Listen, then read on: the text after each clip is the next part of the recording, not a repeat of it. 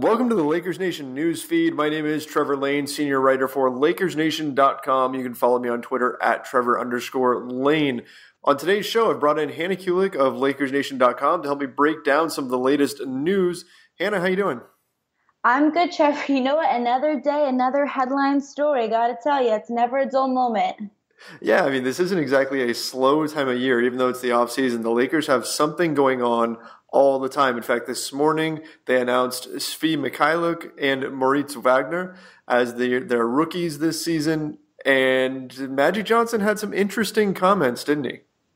Oh, yeah, no, for sure. I mean, these are both things that we kind of touched on in the latest podcast that I was on as well. And, Magic was just talking about how, Mo Wagner and both Svi Mikhailuk are just guys that can really stretch the floor. And that's what they were looking for. And something that I thought was interesting that he brought up was that he mentioned Kuzma's name and said that Kuzma's kind of that only guy right now that really stretches the floor for them.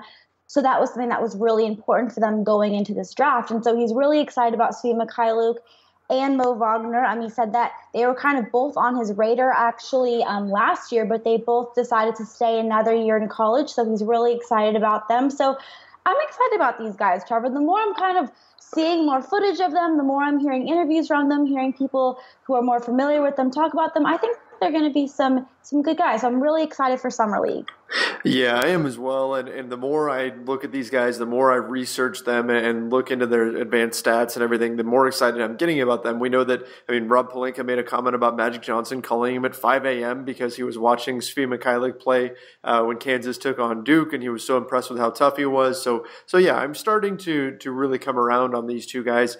But, Magic also did a really nice job during the press conference of sort of deflecting some of the pressure. In fact, he was asked if he felt any pressure to sign major free agents. So, of course, they were there to introduce Wagner and Mikhailuk, but, they're going to start talking about free agency with LeBron and Paul George on the market. So Magic just kind of laughed at the notion that he would be under any kind of pressure. He just basically said, I'm Magic Johnson. I've been in all these scenarios before. I've battled Larry Bird. I've been to the NBA Finals, NCAA championships, all of that. So I don't feel any pressure in this situation.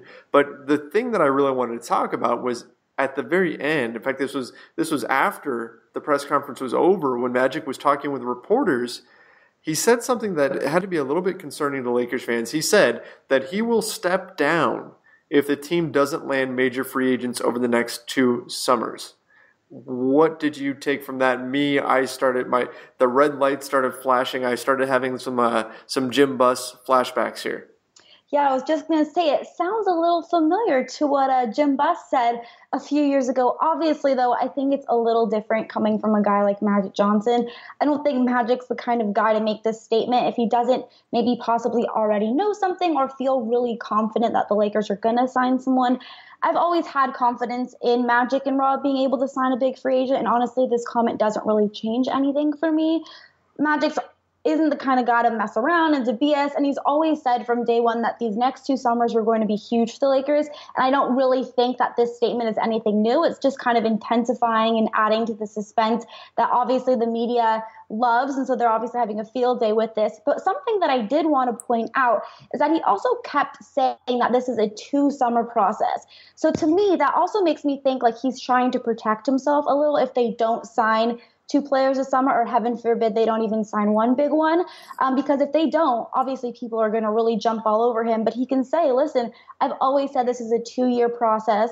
And at the end of the day, though, Trevor, I'm really not worried, because whether or not we sign some big free agents or not, I like the team we have right now. I know I keep saying that, but I really think what we have right now is kind of special. And who knows, something I do just want to point out, I know Laker fans right now are so gung-ho on signing, a big free agent this summer or next summer. And I'm one of them. I would really like to, but you just never know. In the next couple of years, we may have some of these young guys turning into the best players in the league all on their own. Look what happened this past playoffs just with Donovan Mitchell with Utah and Jason Tatum with Boston. You never know. It's possible.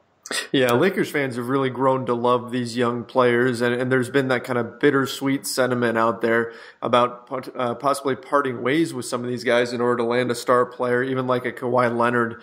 But you mentioned something about, Magic Johnson referring constantly back to this being a 2-year process. And that sort of relieves some of the pressure off of the Lakers front office in the here and now, because they are right now expected to land 2 major free agents this summer. And by him saying it's a 2-year process, maybe that alleviates some of that feeling or that sentiment that they have to get somebody right now.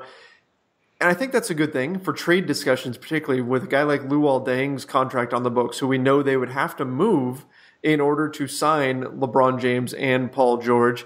They'd have to move Luol Deng or part ways with Julius Randle, probably actually stretch Deng and move Julius Randle or part ways with him. So you're going to have to get into some sort of negotiation with other teams. Ideally, if you can move off of all of Luol Deng's $18 million that he's owed next season. And in order to be bargaining, maybe not from a position of strength, but maybe not the worst position possible either, a position of weakness, you want to make sure that you don't come across as desperate. And I thought Magic Johnson did a really nice job of walking that back until he made the comment about stepping down. That's the one concern, is will teams try to leverage that against Magic Johnson in trade negotiations? Will they say, hey, you've got to land somebody, so we're going to expect top dollar for any type of move that we're making here? That's an interesting point, Trevor. But, I actually asked on Twitter, I asked everyone what they thought of Magic saying that exact statement. And everyone just felt that he wouldn't say that unless he was confident we were going to get someone. A lot of people thought that he already knew that we were getting someone for sure. I mean, obviously you can't for sure know, but I kind of agree with that. I don't think Magic would make such a strong comment like that unless he was really confident. So I can understand where people can feel maybe a little uneasy about it, but at the end of the day, I'm really not worried. I just think that's Magic. He's always kind of been one to say, these big, it's Magic Johnson. He always wants to kind of create a little bit of a show, and I think that's just exactly what he did today. Well, yeah, I mean, it raised eyebrows because it reminds people of what Jim Buss said with his infamous deadline and everything. But I like the way that you're approaching this, Hannah. I like the optimism here. He's saying it because he already knows he's going to deliver, because he knows he's got guys coming. So he can say, sure, I'll quit in 2 years if we haven't landed anybody, when in the meantime he knows that he's already got these guys in his back pocket. So let's hope that's correct, huh? Oh, yeah, I think it is. Really, we say this all the time, but who wouldn't want to come and play for Magic Johnson? I mean, he's Magic Johnson. He's a legend. When Magic says something, I just listen, and I think I'm really not worried, Trevor. Yeah, I think I tweeted something about that too. I think I said, how do you say no to Magic Johnson at the end of the day? Like, that's going to be really difficult. He just comes across as the kind of guy that you'd want to be associated with, a guy that you'd want to be seeing in the gym every single day. So you've got that, to throw into the mix, that Magic is kind of that magnetic character that you're going to want to go play for. So hopefully that all works out. And, one point that I want to make before we move on here is that everybody assumes that, the Lakers, they're not going to tamper and everything. They're not supposed to talk to these players and all that. I don't think it's really the Lakers so much that have to do the talking here, because in this scenario, I think it's LeBron James talking to Paul George. And those guys can talk as much as they want about whatever they want. They're not going to get a tampering charge for that. So in this scenario, LeBron James and Paul George talking to each other about coming to Los Angeles. Maybe Magic has caught wind of something like that. I'm speculating here. But I don't think that, if Magic knows anything, I don't think that necessarily is a sign that the Lakers are doing anything shady or underhanded or anything. I think that the players have already spoken, and that's why we're hearing this, that whatever happens in free agency, it's going to happen fairly quickly. Oh, of course. And we've already seen reports that LeBron's been talking to try to recruit other players. So I completely agree. And I don't blame him. I mean, if I'm LeBron James and I'm considering going to another team, I want to, especially a team like the Lakers, who he would be our only star, I want to, try to talk to other players and try to bring something too. So I'm sure all those guys are in talks right now. I'm 100% positive. And I cannot wait. These next couple of weeks are going to be insane.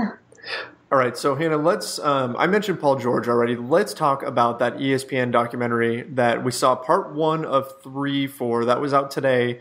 Part 2 comes out on Thursday, and then part 3 comes out sometime after he makes his decision. So we talked about it a little bit over text message, and you texted me this. I'm going to go ahead and quote this. You said, he is for sure coming to L.A., So I think you're a little bit more optimistic about it than I am. So why don't you give me your takeaway and why you think the documentary shows that Paul George is definitely coming to Los Angeles? Okay, when I was watching this, I was actually laughing because this is so dramatic, but it seriously leads me to believe that he's for sure coming to Lakers because if you're going to do this big special on ESPN, you're not going to do it just to say at the end of it, I decided to re-sign with OKC or I'm going to Minnesota or someplace random like that. This is the kind of thing that the media just eats up, and you only do this if you're going to the Lakers. I even saw, I don't know if you caught this, Trevor, it was the shot where I think it's his dad is showing, his wall. The YMCA Junior Lakers. Yeah, and they even showed a little picture of him wearing like a Lakers jersey. So, I mean, I was just laughing. Just everything was leading up. They kept showing him and his family in Los Angeles, and they even had, Magic Johnson. I mean, everything was alluding to him going to play for the Lakers. He was saying, I have to do what's best for my family and for my kids and what makes me happy. And I just already saw the second I'm watching this, and I can already see the third episode where he's saying, the Lakers have been my childhood dream to play for the Lakers my whole life, and this is my dream come true, and this is my one chance to go, make a huge name for myself in LA. I never thought this moment. I mean, everything that I'm watching here just leads me to that. That was the first thing I thought of. See, I felt like, and yes, I noticed that YMCA Junior Lakers picture. That was awesome. When I was in college, I actually used to run the Junior Lakers program for my local YMCA. So I saw that and instantly my eyes lit up because that brought back some serious memories. But I thought that they did a really nice job of kind of playing it down the middle and not really giving away exactly where he'd be going or anything. I thought that they had him make a case, sort of, for OKC when he mentions that he didn't finish the season all that strong and he doesn't feel like feeling like he left something on the table there, and that he's playing with Russell Westbrook and all those things. But I'll tell you the one thing that I noticed that makes me lean at least a little bit towards him coming to Los Angeles. And that was that scene when he's hanging out with his friends and his family, and they're in the living room, and his kids are there, and the kids' grandparents are there. And as somebody who has a daughter who's going to be turning 2 here pretty soon, I can say that having family nearby when you have kids becomes even more important. I mean, it's always important to be able to see your family and everything, but when you've got kids and your kids are growing up and they're going through all these milestones and all these things, you want to have that family nearby. And so I think that's a really big factor here. And I don't think it's being overlooked or anything like that, but just to me, that was the most telling moment. I mean, I put myself in his shoes. If he's standing there in that living room and he sees grandma and grandpa interacting with his kids, there's no way to turn that down, right? I mean, that's at least my sense. I'm not Paul George, though. He could very well decide that, he's just going to fly them out to Oklahoma City a few times a month or whatever. That's within the realm of possibility for him. But I guess I took away from it that he tried to play it down the middle in this one. But that scene made me feel like Los Angeles is indeed home and is where he'll wind up. Oh, for sure. And I can understand where you can see that they're maybe trying to play it down the middle, but I really just think that's just, they only put that little line in there and they're only making it this dramatic and stuff because they don't want it to be, super obvious. But that was just when I'm watching this, I'm like, there's no way he's not coming to the Lakers. There's just no way. You don't do this big dramatic thing just to say I've decided to re-sign with OKC. And again, just to point out the scene that you were talking about, he said so much that he had to really focus on his family and what was the best for his family. And so just knowing his entire family lives in LA, he's from LA, he grew up watching the Lakers. This has been obviously a childhood dream for his whole life. I just know this third episode, that's exactly what it's going to talk about. But I mean, I could be wrong. I don't think I am. I could be, though. Well, let's hope so. Fingers crossed, because, the Lakers could be adding LeBron James and Paul George if we're right on that. Could you imagine? That would be insane. Oh, it would be amazing, and I think fans of other teams around the league would fire up their hatred of the Lakers again, which is a wonderful thing. I think the NBA is better as a whole when the Lakers are better and strong, and obviously I'm biased in that, but I think that's just the way the league works. Yeah, I think we may be a little biased in that, Chuck. But I agree. I think the Lakers, it's time for them to come back. All right. Well, anything else, any parting thoughts before we get out of here as we're, counting down the days here to free agency? Well, I guess just for everyone, if you want to see the second episode of the Paul George, My Journey on ESPN, the second episode is airing this Thursday. So they do have the second one. The third one, obviously, like you said, isn't going to be mentioned until after he's made his decision. But the second one's Thursday. So I'm going to be watching that to make sure to see if I see any more signs. Yeah, and the second one, from what they said, it's going to be focusing on the different options that he's got, so the different locations he can go to, Los Angeles and Philadelphia and Oklahoma City and all these other places, and kind of giving the pros and cons. So it's going to be really interesting to see if our feel changes after we watch that one. Yeah, I'm curious. I'm curious if I'm going to be like, oh, actually, I'm just kidding, Trevor. I'm taking back everything I said, or if I'm going to be like, see, told you. But we'll have to see on Thursday. Yep. Yeah, that's where we're at this point. And of course, free agency does begin on July 1st, although on the West Coast here, it really begins June 30th. It'll begin at 9 p.m. because it begins at midnight Eastern time on the East Coast on July 1st. So, I mean, it's coming up, and pretty soon we should know exactly what Magic Johnson and Rob Pelinka were able to accomplish, which is an exciting time. All right, Hannah, I guess we should call it a day right there. Thanks so much for hopping on and helping me sort through all this. Of course. Thank you so much for having me on. And we'll definitely have to do this again, maybe after the next Paul George documentary. We'll have a bit more to chat about. We'll wrap things up there. Once again, guys, don't forget to head over to LakersNation.com for all the latest breaking Lakers news. My name's Trevor Lane. You can follow me on Twitter at Trevor_Lane. Hannah Kulik was with me. You can follow her at Hannah_Kulik. See ya.